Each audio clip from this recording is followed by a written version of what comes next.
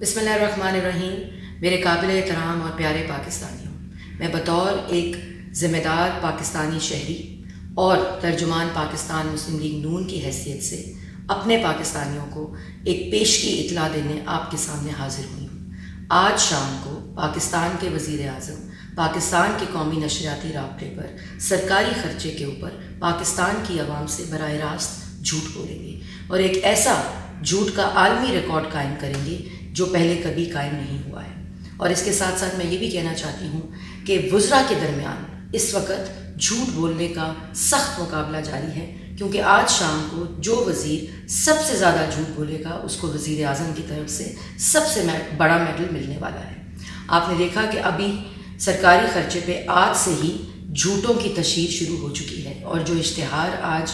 حکومت کی طرف سے آیا ہے جس میں لکھا ہے کہ جب ان کی کارکردگی دیکھیں تو یہ لکھا ہے کہ ہم مصروف تھے، لیکن میں یہ سمجھتی ہوں کہ یہ اشتہار پہ لکھا ہونا چاہیے تھا کہ ہم نالائق ہیں، اور قوم کو اپنی نالائکیاں گنوانی چاہیے تھیں کہ 100 دن عوام کے اوپر جو ہم نے اپنی نااہلی اور اپنی نالائکیوں کی وجہ سے جو عوام کو اذیت میں رکھا، ملک کے لیے باعث شرمندگی ہم بنے، پوری دنیا میں جو ہم نے ملک کی تضحیک کی اس کی نالائکی کے بارے میں بتانا چاہیے تھا، اور عوام کو جتنی نا امیدی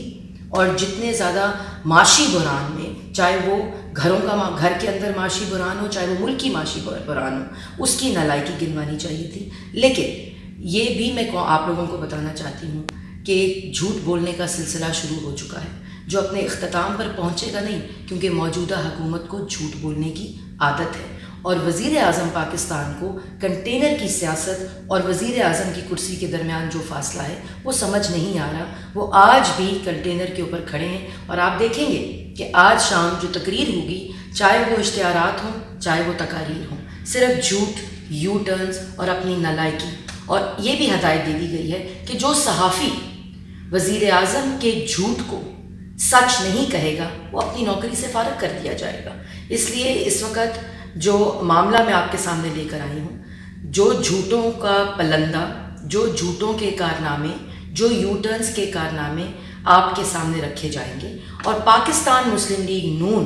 کی جو کارکردگی، جو ان کے پروجیکٹس ہیں، جی سی یونیورسٹی سیالکوٹ کا جو کل واقعہ ہوا کہ اس میں تختی کو بدل کر عمران صاحب کی تختی لگانی پڑی کیونکہ کام تو خود کوئی کیا نہیں، اسی طرح ہماری کارکردگی کا سہارا لے کر آج شام کو اپنی کارکردگی کر کے پیش کیا جائے گا۔ اور جب موجودہ حکومت سے پوچھا جائے گا کہ آپ کی کارکردگی کیا رہی ہے، اور آج اشتہار میں بھی 100 دن کے پلان کو دوبارہ سے شائع کر دیا گیا ہے، اور یہ بھی میں کہنا چاہتی ہوں کہ جب ان سے ان کی کارکردگی کے بارے میں سوال ہوگا تو آگے سے جواب آئے گا کہ حکومت ہماری کارکردگی کو دیکھنے کے لیے یا تلاش کرنے کے لیے google.com کا وزٹ کرے۔ لیکن بہت جلد آج کی جھوٹوں کی تقریر کے بعد بہت جلد پاکستان مسلم لیگ نون عوام کے لیے جھوٹوں کا، ناکامیوں کا اور ان کی نااہلی کا اور اصل حقائق نامہ ہم جاری کریں گے پاکستان کی عوام کے لیے۔ لیکن مجھے یہ بھی معلوم ہے کہ پاکستان کی عوام ان کی اصل حقیقت جان چکی ہے۔